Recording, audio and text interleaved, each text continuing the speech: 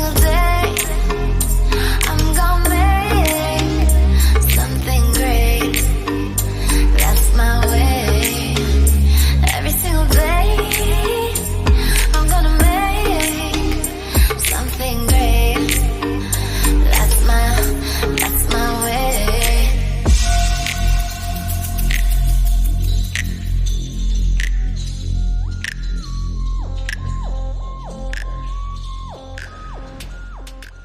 Oh, I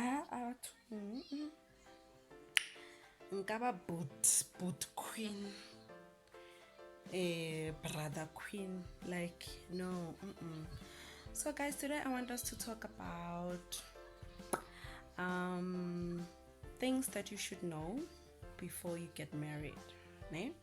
It's just a talk, guys. I'm not here to scare you, but I'm here to give you the reality so that you know exactly what you're getting yourself into. Okay. The first question that you should ask yourself: why do you want to get married? Like, why? Because some people, they just want to get married because their friends are getting married, or they feel under pressure, age is going, or they just want to experience that white dress thingy and all that. And guys, if you have these reasons for you to get married, then I advise you not to get married, because those are the wrong reasons. Okay. Because the people that you're going to celebrate with your wedding day, it's only for a day or two.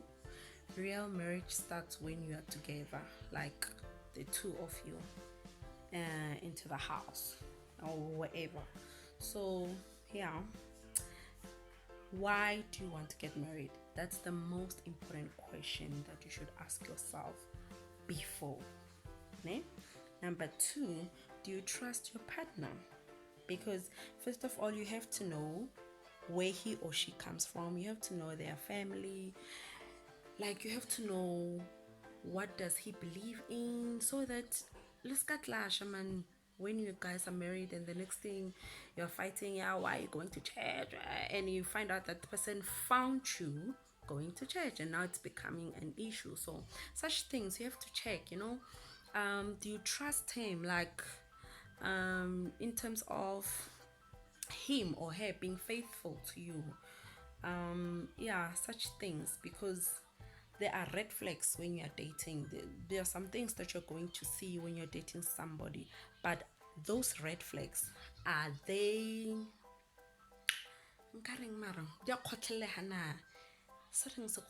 are they bearable? Like, can you stand them? Yeah, can you stand those red flags? Okay. So yeah, if you can, then go for it. Then another thing, are you ready for transparency as you become one?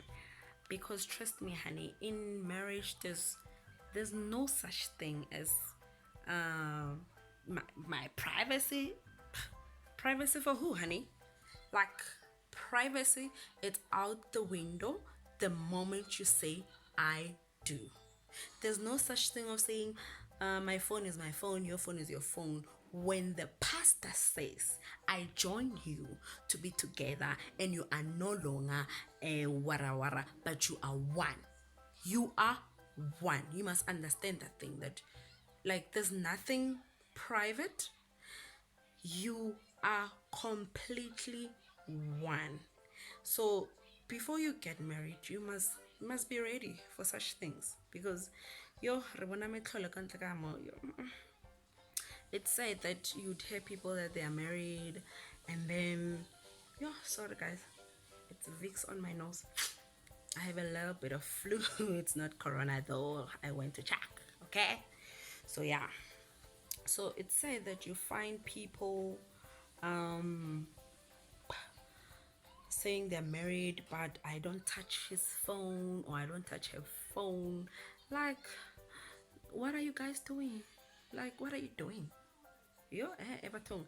If my private punani, it's not private to you, then why should your phone be private? Like, I don't understand. I give you my all, I give you my soul, I give you my body, I give you my heart. The most important things in my life that you cannot trade, and you will tell me that your phone is private? Honey, please. If you have such a partner, wake up. So yeah, another question is, are you willing to accept each other's weaknesses? Like, guys, nobody's perfect. Like, absolutely nobody's perfect. We all have our weaknesses, we all have our imperfections. So you can't get a perfect person, but one thing you should ask yourself is, can I stand can I bear his weaknesses? Can I live with my partner's weaknesses? One time. And if you can, then that's good, because leave God made each other not to be the same, made us to be the same, and in marriage you complement each other. You do. Because, like, for example, me, I talk a lot, and my husband is a little bit down to earth. Yeah, and then I'm that one person, when we are negotiating or whatever, I would make sure that I negotiate. My husband is that kind of a person, like, it's fine, like, he would accept any price, and I'm like, no. So in a way, we complement each other. It's like we cover each other, you see. So yeah, you must be willing to accept each other's weaknesses. And yeah, another question that you should ask yourself before you get married is, what are your expectations? Yo, guys, this is very, very important, because most of us, we are from, especially the black communities, we are from families whereby most of us, our parents were not married. We grew up under separation, single mothers, and all the, like, example for me. And I don't know how to treat a man. I've never seen my mother treating a man, or how she takes care of a man, because we grew up without our father. So I didn't know those things, and it's very important to speak to each other about the expectations. For, okay, now this is what I expect in my marriage, this is what I expect you to do, this is what he expects you to do, so that you guys don't surprise each other. And then another thing, you should also learn to accept that, okay, my wife can't do this, or my husband can't do this. So yeah, and try to uplift each other. So it's very important to communicate. It's very important to tell each other's all those expectations. Yeah, that's all I can say. And then yeah, there's so many expectations that I did not meet, and I was surprised of some of them because of what the society says. But yeah, it is what it is. And then another question is, do you want kids? Because there are some people, they don't want kids, like, they just don't. And then you'll be surprised when you guys are married, and the next thing you're like, I'm not ready and all that. So you must communicate those things before you get married, and you must know them, because there are some people who generally don't want kids at all. And if you do want kids, communicate how many before you can even get into the marriage. Okay, another question that you should ask is, are you willing to sacrifice or compromise? Okay, because remember, we are from different background, different families, and we were not brought up with the same values. Okay, so somewhere, somehow, one or the other have to compromise, or they have to unlearn certain things. So yeah, it's like marriage in a way, it exposes your selfishness, or should I say your character? Yeah, something like that. Okay, so sacrifice, it is the key, guys. Like, and you must be willing to sacrifice. So yeah. And then another thing, are you ready to accept his or her family? Yeah, guys, that's why I said you must know exactly the background. His or her family, they have this ritual thing that they're doing, and then you're like, what's going on? So,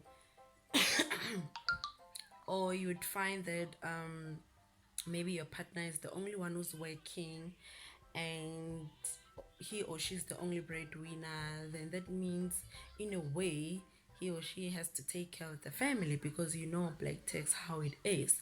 So are you ready to accept that? Because yeah, it's life. Then another question that you should ask yourself is, how do you guys handle conflict?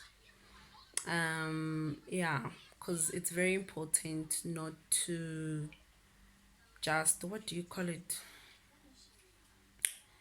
wangala nje, like, oh, so cool. I don't know, what is it in English, I forgot. Like, you just walk away. You don't just walk away in marriage. You have to talk about things. There's no fork, but I'm going my own. No, you have to talk, and it's very important that you solve issues before you can even sleep or whatever. But yeah, that's the thing. The last question is, are you ready for better or worse? Because remember, when the pastor says, I do, when when you say I do, meaning you say I do to forever. You say I do to good days. I do to bad days. I do to sicknesses. I do to health. I do to all the challenges that we're going to face. I do.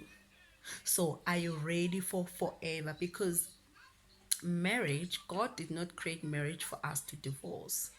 The Bible says, if your spouse, your partner, cheats, but they did not specifically say cheat.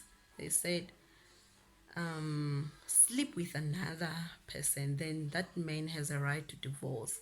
But here's the irony: when you divorce, you are not supposed to move on. You cannot take any other person, because if you do, you'll be committing adultery until the only time you can move on, it's when your spouse pass on. So yeah, God really, guys, doesn't want divorce. That's why you should ask yourself these questions before you run into marriage. Marriage is beautiful. Marriage is a God thing, and it's godly. And each and every marriage is different. People are not the same, experiences are not the same, and you cannot expect your marriage to be the same as somebody else. You guys have to work on what you have, like both of you, and agree on what works for you and what doesn't work for you, and never ever compare at all. So yeah, that's my piece of tubop with asking questions that you should ask before you get married. So yeah, thank you for watching, and please subscribe, like, comment, and tell me what you think. And yeah, ciao, enjoy this quarantine days. As much as some people are still out there, I understand why they are there, because some got paid days after the quarantine. So yeah, the timing, it was a bit bad. Please, guys, stay at home for your own protection, for your own family, and all that. And then yeah, and keep praying. Yeah, keep praying. May the Lord be with us. I love you guys. Bye.